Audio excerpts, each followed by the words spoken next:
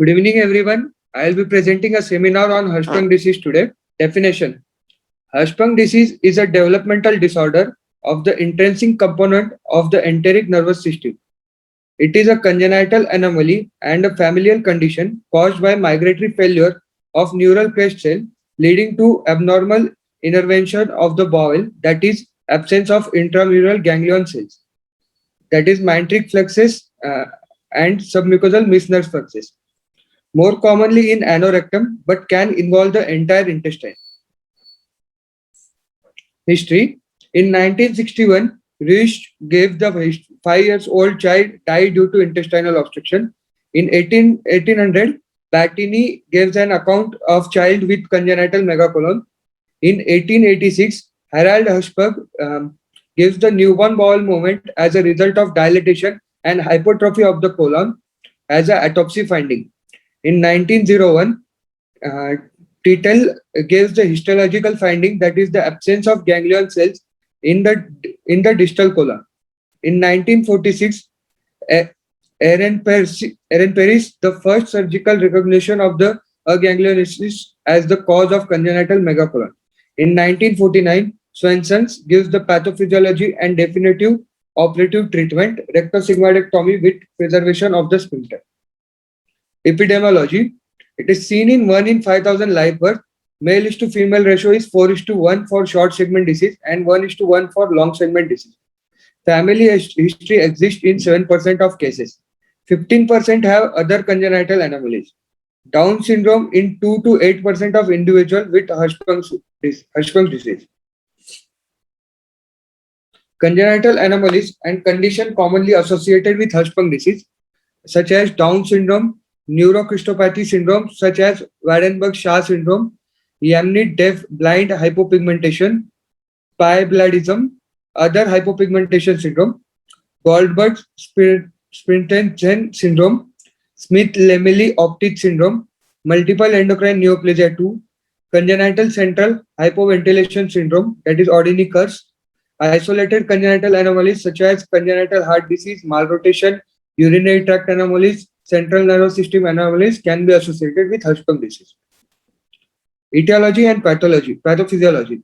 There are two theories. First is migratory theory, in which the neural crest cell never reach the distal intestine. It is due to earlier maturation or differentiation into ganglion cells. And second is survival theory, in which the ganglion cell reaches the destination but fails to survive or proliferate. Smooth muscle and extracellular matrix in aganglionic bowel provides an inhospitable microenvironment for neuronal growth. Hirschsprung disease is actually a heterogeneous condition with a multiple genetic cause and etiology mechanism. So each of these theories may be true in individual cases. Genetics. At least 8 genes have been identified in patients with Hirschsprung disease. The predominant gene being the RET proto-oncogene. The RET gene codes for a receptor, tyrosine kinase, which contributes to growth and differentiation in neural crest cells as well as in other tissue throughout the body. RET abnormalities more common in familial and long segment disease. It is necessary for the migration and survival of enteric neurons. Other genes that have been identified are endothelial families such as endothelial 3, endothelin receptor B, endothelin converting enzymes. Others are SOX10, S1P1, which is now known as ZFHX1B, and FOX2B gene. Mechanism: they produce early maturation or differentiation of neural crest cells, which decreases the number of available progenitor cells and prevents neural crest cells from migrating any further. Types: short segment, in which the aganglionosis is restricted to rectum and sigmoid colon, is seen in about 75% patient. Long segment is involved the proximal colon is seen in about 15% patient. Total colonic involves entire colon and portion of the terminal ileum is seen in 10% of cases. Other variants are ultra short segment and total intestinal variant. Zones. It has got 3 zones: aganglionic zone, which is distal immobile spastic segment; transitional zone, that is cone; It is proximal middle, about 1 to 5 centimeter length with less number of ganglions. Hypertrophy dilated segment, which is more proximal normal ganglionic area.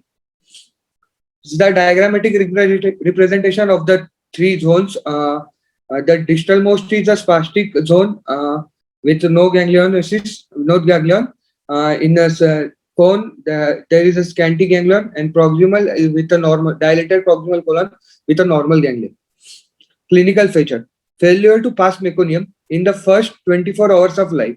Any newborn who fails to pass meconium in the first 24 to 48 hours of life should be evaluated for possible Hirschsprung disease.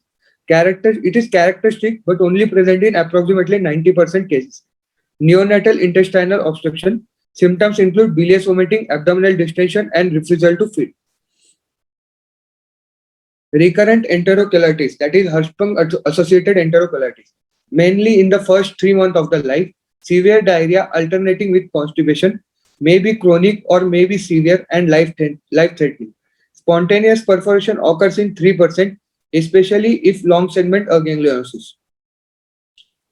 Chronic constipation. Some patients present later in childhood or even during adulthood with chronic constipation. This is most common among breastfed infants who typically develop constipation around the time of weaning and may have growth retardation. Presentation.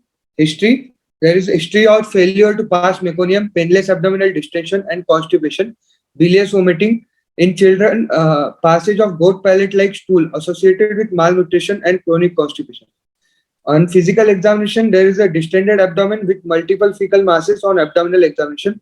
On digital rectal examination, characteristically, there is a anal sphincter is hypertonic, rectum is typically empty, and passing of explosive stool after digital rectal examination with excessive gas.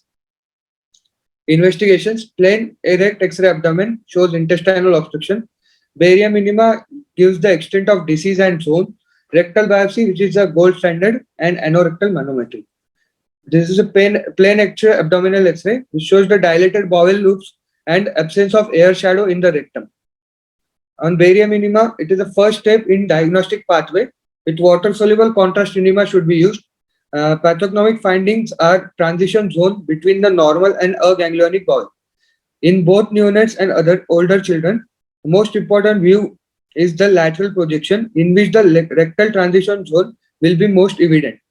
Other things can be seen on Baria minima is rectosigmoid ratio and retention of contrast in the colon on 24 hours pre-evacuation film.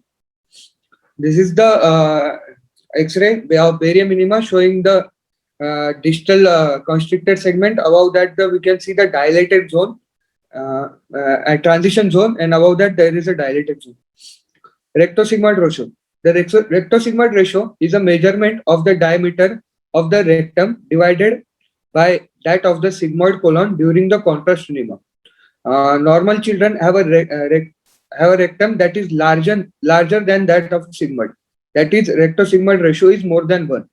A rectosigmoid ratio less than 1 suggests the diagnosis of short segment Hirschsprung disease.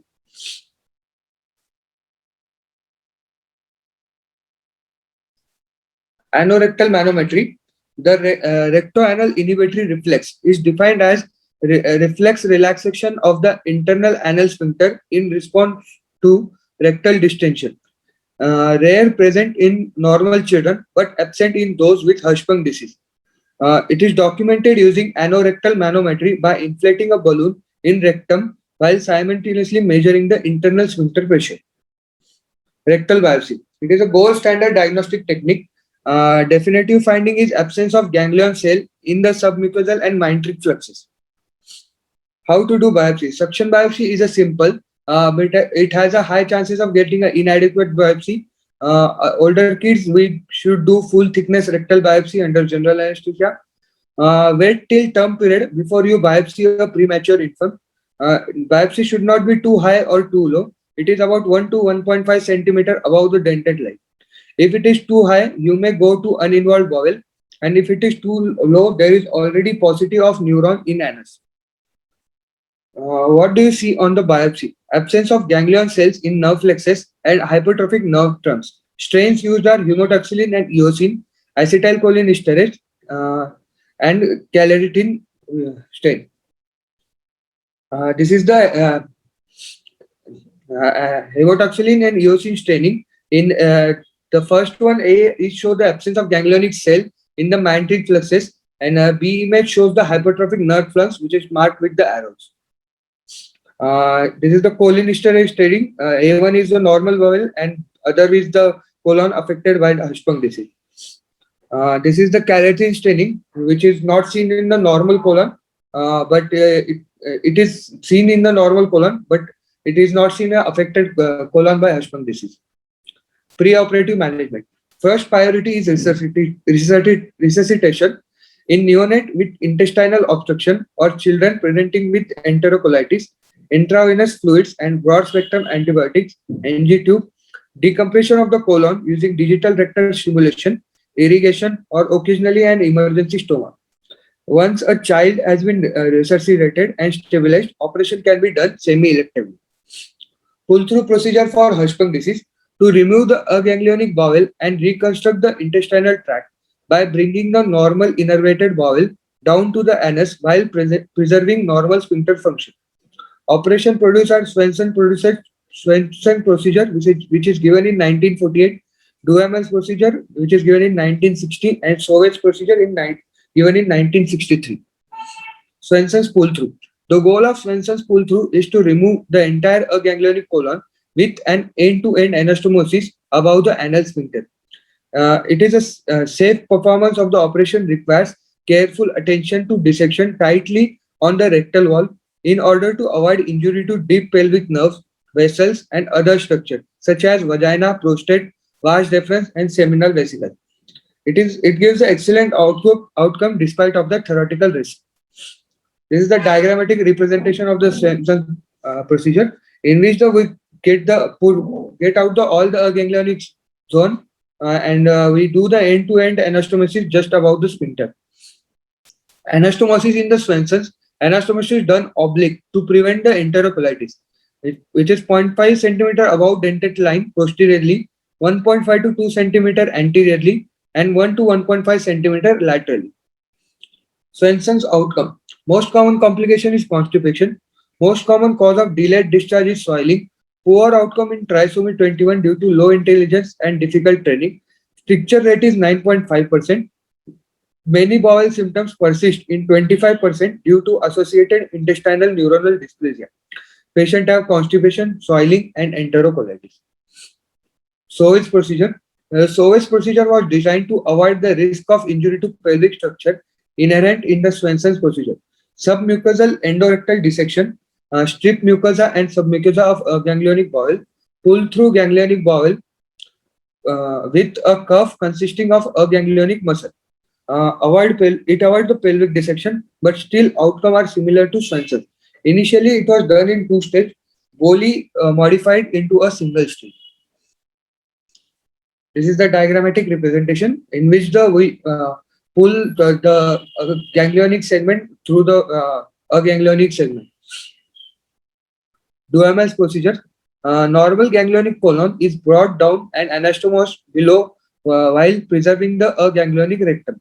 Dissection done in rectorectal space with preservation of anterior wall of the rectum, wide anastomosis, easy performance, preservation of nervi alginatus and anal sensory receptors, reduction of anastomotic leak and stricture, easier, safer, and large anastomosis, presence of a reservoir make it appealing for children with longer ganglionic segment. Numerous modifications such as Martin's modification of side-to-side anastomosis. This is the diagrammatic representation of Duhamel procedure in which we pull the ganglionic segment retrorectally and anastomosis with a ganglionic segment. This is the diagram showing the ganglionic segment. First in Sauvage's procedure, in which the outer layer is aganglionic and inner is the ganglionic. In Swenson, there is a whole complete segment is ganglionic, and in Duhamel, the posterior segment is ganglionic and anterior is aganglionic. Primary versus stage pull-through principle. Colonic dilatation can be quickly controlled by rectal washout Caliber of the pull-through bowel is near normal, allows accurate anastomosis, which minimizes leakage and cuff infection. Advantage of primary pull-through in neonate is specific stoma complications are avoided, anal function and the anorectal reflex are re-established as early as possible.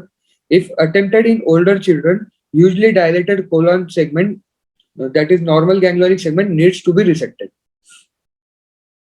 Selection criteria for primary pull-through. If it is a early presentation, disease involvement should be only rectosigmoidal. There should not be any enterocolitis. Rectal washes should have effective decompression. Patient general condition should be stable, and you should have the local frozen section biopsy with your institution. Surgeries for the long segment Hirschsprung disease, is Martin's procedure, consists of the duodenal reconstruction that extend proximal to involve the entire left colon. Kaimura's procedure, Kaimura using the rationale that the right colon is better at water absorption than the left colon, advocate a stage procedure in which the right colon is anastomosed side to side to the ileum. The ileocolon is then disconnected from the right colonic blood supply after several months and anastomosed above the anal sphincter. Surgeries for near total agangliosis. For children who develop significant proximal dilatation of the normal innervated bowel, tapering, imbrication, or bowel lengthening procedure such as uh, Bianchi procedure, serial transverse enteroplasty, uh, and Ziegler has popularized a technique known as myectomy myotomy, in which the length of aganglionic small bowel distal to the transition zone undergoes myectomy. This is the diagrammatic representation of Bianchi procedure and step procedure. Post-operative care, the anastomosis should be calibrated with an appropriately sized dilated or finger 1 to 2 weeks after the procedure and perform weekly calibration for a period of 4 to 6 weeks. Wound infection or intra-abdominal bleeding, anastomotic complications such as leak or stricture. Intestinal perforation can occur at a proximal biopsy site due to back pressure from anal sphincter spasm. Close monitoring for an early treatment of this complication is imperative. Operative complications, leak at anastomosis seen in 5 to 7% cases, post-op enterocolitis 19 to 27% cases, constipation, stricture formation, incontinence, and mechanical obstruction. Transanal pull-through, similar to SOVE but done endoanally. The mucosal lining is made 0.5 to 1 centimeter above the dentate line, depending on the size of the child. Mucosa is stripped from the underlying muscle as the Sowell's operation. The rectal muscle is then incised circumferentially and the dissection is continued on the rectal wall, dividing the vessel as they enter the rectum. The entire rectum and part of the sigmoid colon can be delivered through the anus. When the transition zone is reached, the anastomosis is done from below. Early refeeding, it gives the early refeeding and discharge. Variant of Hirschsprung disease, intestinal neuronal dysplasia, type A. It is a less common. It has a diminished or absent sympathetic intervention of the meningeal and submucosal flexes, plus hyperplasia of the meningeal flexes. Type B, dysplasia of the submucosal flexes with thickened nerve fibers and giant ganglia. Increased acetylcholinesterase staining and identified of ectopic ganglion cells in the lamina propria. Can also occur in non-involved bowel of children with Hirschsprung disease. Hypoganglionosis. Small sparse ganglia in distal bowel. Treat with resection and pull-through. Important to differentiate from immature ganglia in preterm kids for whom there is no surgical treatment is indicated. Internal sphincter achalasia. Lack of rare despite normal ganglionic cell may coexist with Hirschsprung disease and cause problem in postoperative period. Initial treatment consists of bowel irrigation and washes, and then botulinum toxin, nifedipine, and internal sphincterotomy can be tried. Ultra short segment Hirschsprung disease, a ganglionic segment of only 1 to 2 centimeter. Treatment is controversial. Some prefer pull through, other prefers myectomy or sphincterectomy. Our institutional experience from October 2018 to June 2020 of 22 months of Hirschsprung disease, total 82 cases were seen in our institute, out of which 66 was male and 16 was female, of ratio of 4:1. Uh, in the neonates are the uh, out of which 12.2% cases of neonate, infant were 30.5%, and beyond infancy was 57.3% cases. And various clinical presentation in neonates was intestinal perforation is seen in 3 out of 10 cases. Abdominal distension and bilious vomiting was seen in 7 out of 10% cases, and delayed passage of meconium is seen in 10 out of 10% cases. And other in clinical presentation beyond neonatal age group was chronic constipation was seen in 72 out of 72 cases. Abdominal distension was seen in 60 out of 72 cases. Primary surgery was performed in 75% cases. Divergent colostomy was performed in 3%, ileostomy, and only rectal biopsy was done in 4 cases.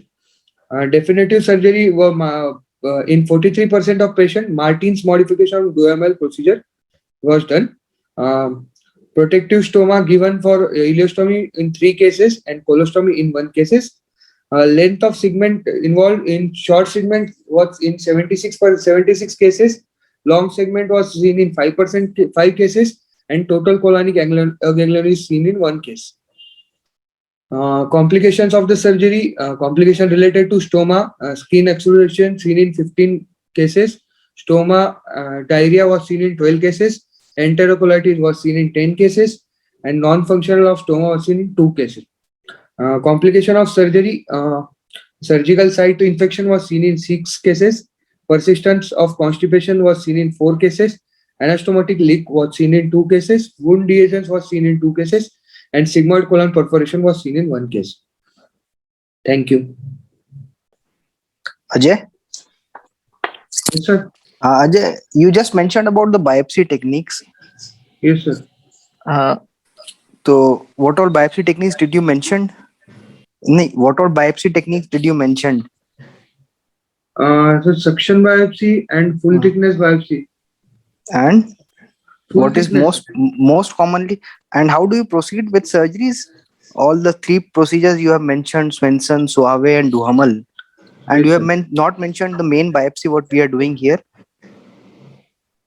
what we do in Hirschsprung disease, what is the type of colostomy do we do? Leveling colostomy. Yes, you have not mentioned, and we take biopsy from multiple places. Yes, multiple biopsy and leveling. Yes.